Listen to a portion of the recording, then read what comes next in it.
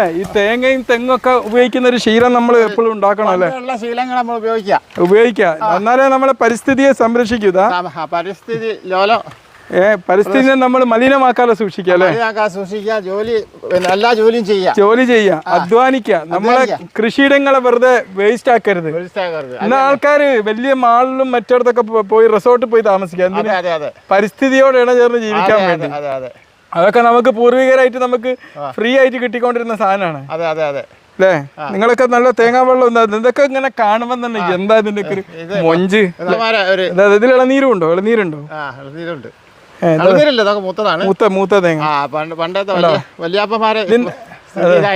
ഇതൊക്കെ നമ്മളെ കേരളത്തിൽ നിന്ന് അന്യമായി കഴിഞ്ഞാൽ കേരളം തന്നെ അല്ല. കാരണം കേരവൃക്ഷങ്ങളുടെ നാടാണ് കേരളം അല്ലേ? പരിസ്ഥിതിയാണ് നമുക്ക് കേരളത്തിന് ദൈവത്തിന്റെ സ്വന്തം നാട് എന്നുള്ള പേരുണ്ടാക്കി തന്നത്.